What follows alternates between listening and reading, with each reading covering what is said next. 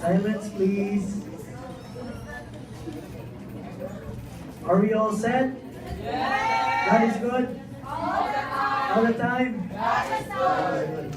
So, let's begin and resume the next part of the seminar. And may I now call on Ms. Bernadette Belanta to present the three big ideas of PLC.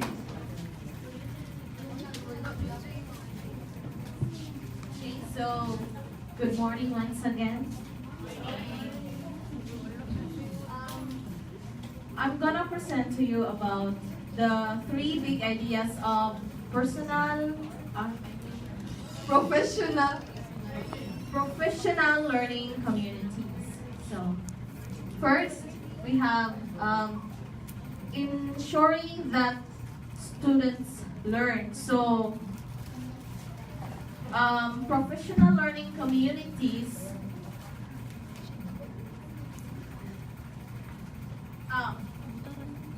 Yes. So, professional learning communities, kanang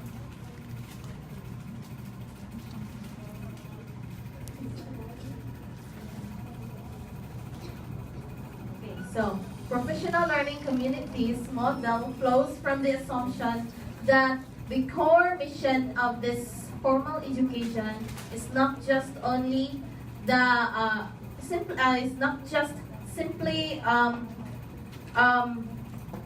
it's not just simply that the students should be taught, but also the students should be learned from what they have taught from us. So, next. So yes, I have here the follow-up questions. So first, what do we want each student to learn? So it is well explained by the previous speaker. Yes, but yes. So what do we want each student to learn? So I'll just do the recap of what the previous speaker have tackled about this. So according to according to the previous speaker, so the students or the teachers should follow the curriculum guide. Like for example, kapag example ni Ariana nga kung mag-teach ka og grade 7, so ang lesson dapat pag grade 7, dili pa grade 10. So next is, how will we know when each student has learned? So again, Miss Ariana Tulio said that we can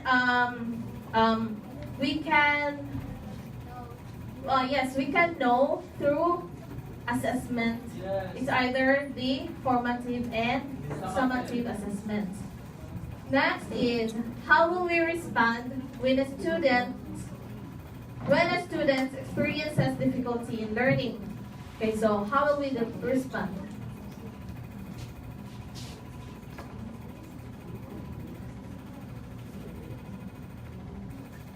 Okay, so if the students experience difficulties in learning, you as a teachers, you are going to identify where does the students kanang asa dapit ang estudyante na lesonan. So imo silang i-refresh, imo silang reteach.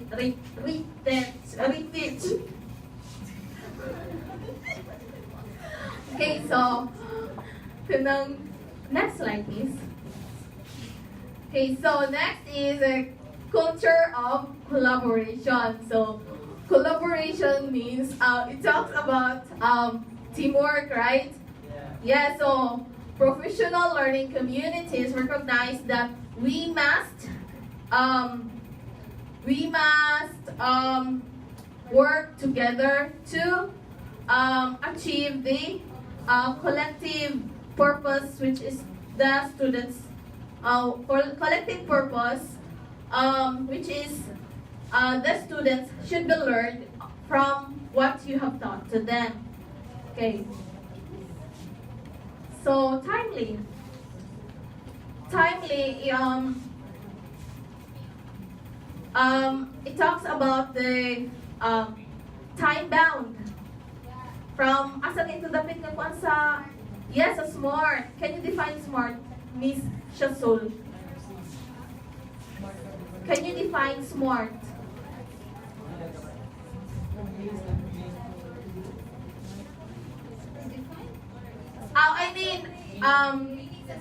Elaborate, I mean. Smart, specific, measurable, attainable, reliable, and time-bound. Yes, so we talk about time bound.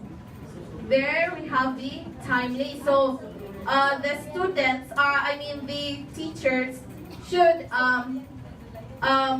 accomplish the goals of what he or she should teach to the teachers at the perfect time. Kanang ang imong goal gani sa ana nga lesson mahuman jud on time. So directive, when we say directive, instead of inviting students to seek help, so the systematic plan requires that students devote, execute, or should receive time assistance until they have mastered the concept. So dapat kung directive as teachers, dapat na kay direction sa imuhang goals. Dapat focus jud ka, dili ka magbali-bali like kanang katag kayo imong lessons. Next. Yes, so third, a focus on results.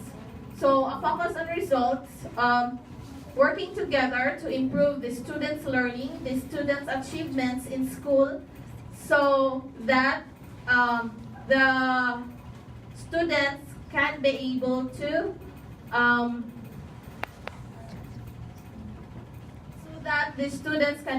to achieve their outcomes in learning. So next, please. So I have here the ongoing process of, every teacher's team participates in an ongoing process of the following. First, identifying current level of students' achievements. So, as teachers, it's your duty to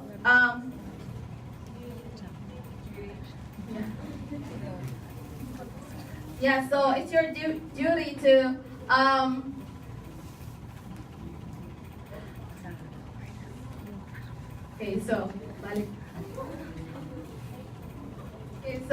balik na. Identifying current level of students' achievements. So, as a teacher, it's your duty to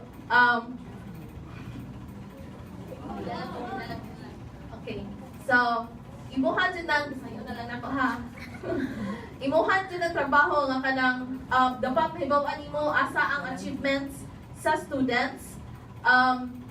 Like for example, maghatag kag outputs projects if they already if you can see the progress of their work is working together to achieve their goals. Working together. So it talks about the teacher to teacher collaboration.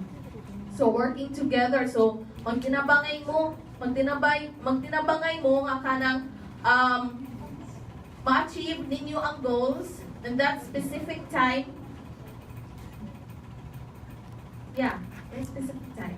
Next, providing periodic evidence of progress. So connected rin sila sa first.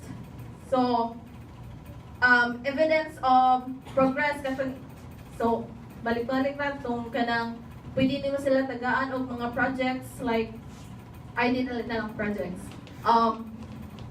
Assessments, it's either formative or summative, then yes, mama to. Okay, so hard work and commitment. So teachers, it requires the commitment of teaching. Like teachers requires hard work in teaching. Kay bisan kinsa kita kamo ang kanang in the future mag-teacher man jud sa. Mag-teacher man jud sa. So kanang maka-encounter man jud tag mga different attitudes sa atong mga students. Yes, mga behavior sa students kanang naay mga moody kayo, naay mga attitude kayo siya. So ikaw ang mag-adjust. Yes, ikaw ang mag-adjust. So removing barriers to success. Removing barriers, what comes into your mind pa? When we say barriers, For me, removing barriers to success is, as a teachers, you are going to find a way. If there may be a problem in your classroom, you're not the one who's going to add to the problem, but you're the one who's going to find a way to solve that problem towards the success to your learners. So that's all. hey, ay, kasi mo. Okay, so removing barriers to success, as what Pat said, that ikaw may mangitag way. Ikaw may mangitag way. Like for example, there is someone blocking your way. So, tanaw ni mo, wow, daghan kay sila. Dako siya matong dako like ni ana. So, instead of kanang hipit na lang ka kay kanang handok kaniya kay tungod sa iyang kuan. So, instead of kung ana ka, mas nga mo motivate pa naman ka nga malampasan nimo na siya.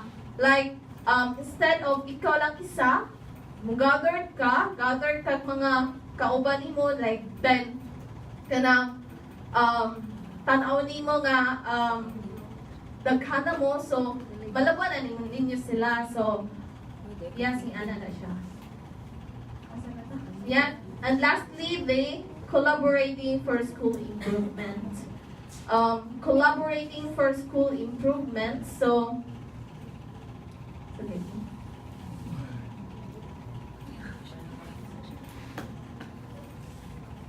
Yes. Dapat it talks about it deals to the teachers, organizers, faculties and administrators. Yes. So they are the one who's going to improve the school. If they notice that there are something that kanang naagani paminaw nila na problema, so magtinabangin na sila nga masolve ang problema. Yes, so I think that would be all. So let's move to barriers. Miss Gwyneth Laresma. Good morning, everyone. Good morning. So I will be discussing about the barriers in creating professional learning communities. So these are the barriers. Changing the existing school culture, changing the power structure in the school, overcoming inertia to perform the hard work of school improvement, dealing with resistance, finding time for training and collaboration, and sustaining progress. So the first three barriers will be tackled by me, while the last three barriers will be discussed by Miss Randy Bermejo. So the first barriers in creating PLC is changing the existing school culture. So what is school culture? Ate Darn? Sa banal? What is school culture?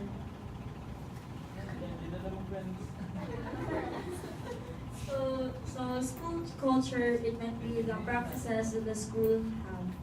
Yeah, so that basically refers to the beliefs, the perceptions, the relationships, the written and unwritten rules that shapes or influence the school, or how the school functions, or how the school works. So here's why we should change that existing culture.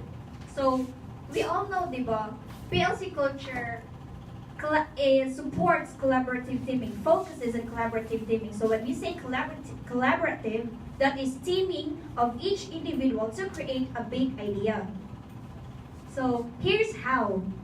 Get the right people on the bus. So when we say get the right people on the bus, these are the right person to be in that community, to develop or to go on a, and these right people should have the same or the common goal to achieve common goal through the common destination. So the next one is the get the right people on the bus in the right seats. So when we say in the right seats, they have their own strengths. Okay? They have their own in their right position. For example, Miss Clarice, her strength is science, while Miss Erica, her strength is in mathematics. Heather, her strength is in math, and then Miller, her strength is English. Okay, so each and every one of them, each four of them will collaborate to come up a big idea to achieve that common goal through that common destination. So the next one is get the wrong people off the bus. So who are those wrong people?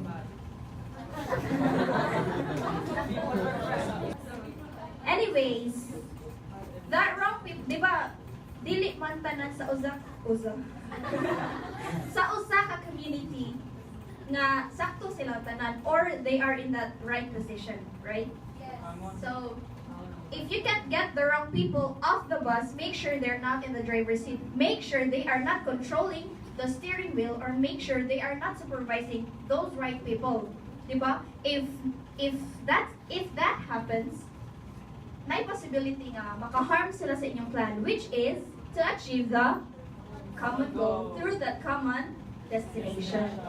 So the next one, changing the power structure in the school. So when we say power structure, these are the, like what Ran said, who are those who will supervise the teachers and the students and the learners?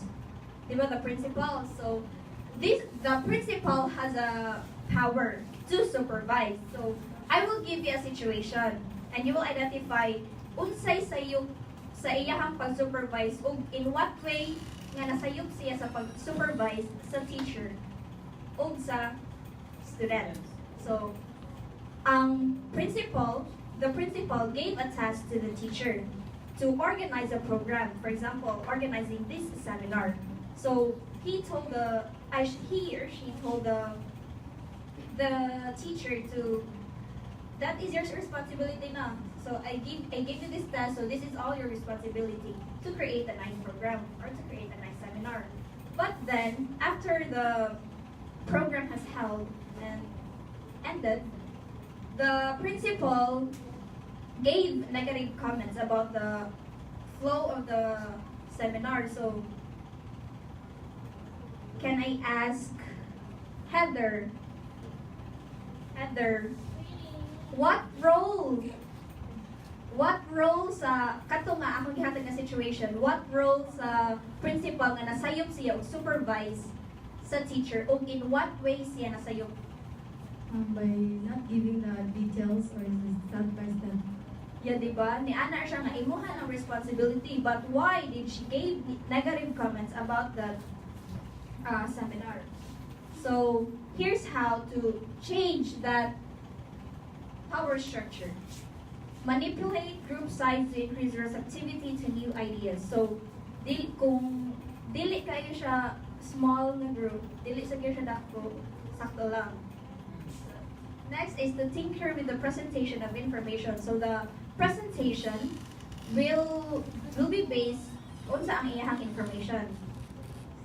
So next is to find ways to reach a few key people who hold social power in the school. So these high authorities, dapat sila, these teachers na naay connection with the higher authorities, dapat reach out sila, di ba?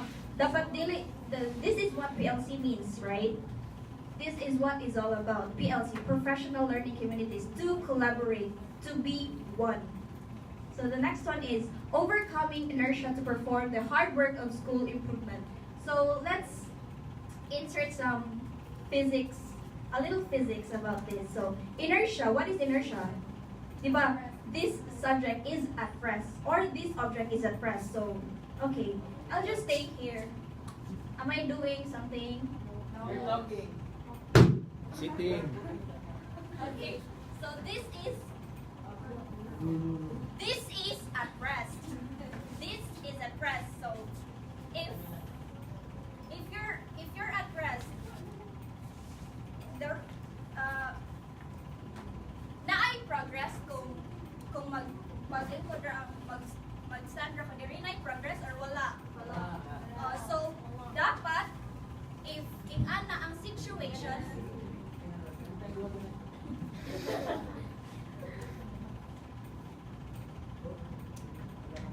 Asa ba? if in ana ang situation, dapat mo insert ka og effort to overcome those hardships. Yeah. And here's why. It is challenging to set goals, determine crucial concepts, map the curriculum, and develop common assessment. So, kung ing-ato ang situation nga ay wala rin buhaton ang teacher. Each teacher is not collaborating. There naabay progress na mahitabo. Di ba wala? So, dapat mag-collaborate jud para ang progress kay continuous siya. So, here's how. Take action, move forward, continue to build shared knowledge, of course. Reflect on what's working. Share ideas, share ideas, share ideas. Each idea has its own purpose, right? So, dapat basin ang imuhang idea effective sa ako ang idea effective sa imuhang. Next is use the power of the flywheel effect. Are you familiar with the flywheel effect? Flywheel effect emphasizes to the need to initiate the progress continuously, which means there is a development, constant development or growth. So next I have the last quotation. All should not deviate or go against. We should collaborate. So that's how it is. Okay, good morning everyone. Morning. So the next word, the fourth, dealing with resistance. So what will you comes in your mind when is that word, dealing with resistance? Anyone? Pat? What comes in your mind?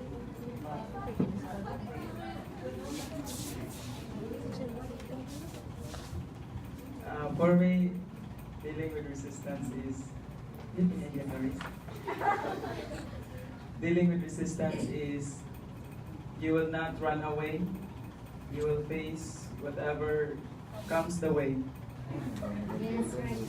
So dealing with resistance, it is a vital change. So meaning, for example, conducting a seminar. So there is a collaboration with each group. So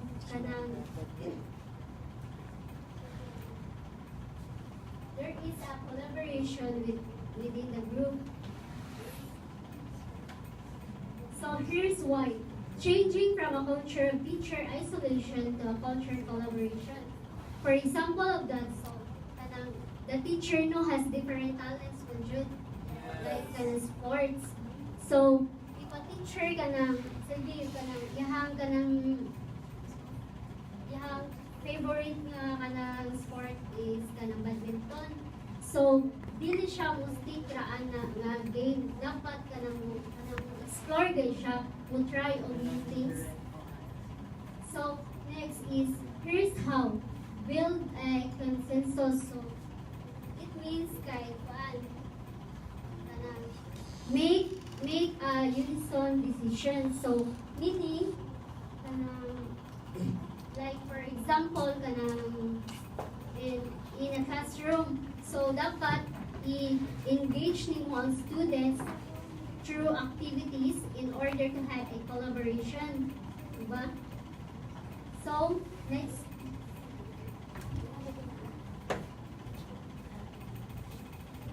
finding time for collaboration and finding time for training and collaboration. So this means that you need to find a time for collaboration. Like for example, kanang team building,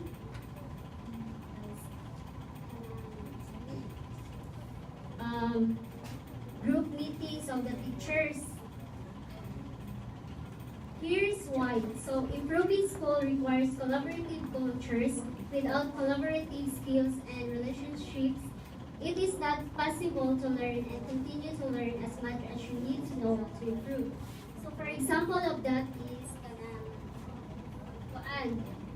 kanang in a classroom setting. So you give an activities in your students and to have a collaboration with each of them. To have collaboration with their individual. So here's how. Make time for collaboration and time for staff development priorities, then schedule time. So make time for collaboration. Like what I've said, conducting in a seminar. So it takes time man jud, diba? So next, sustaining progress. So that means that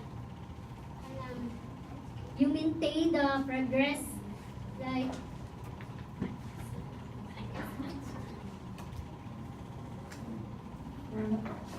so here's why. Continued mentoring helps the progress. New staff need to build shared knowledge. School leadership changes. So for example of that is it requires cooperation of the school, like the school members.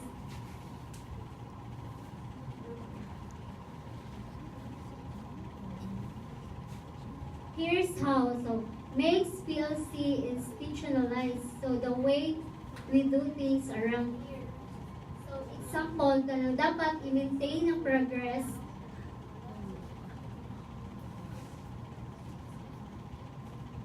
So mag-make ikaw list, like mag-conduct og meeting. So the leader magkuan man siya na sanay mag-organize of what are the things to do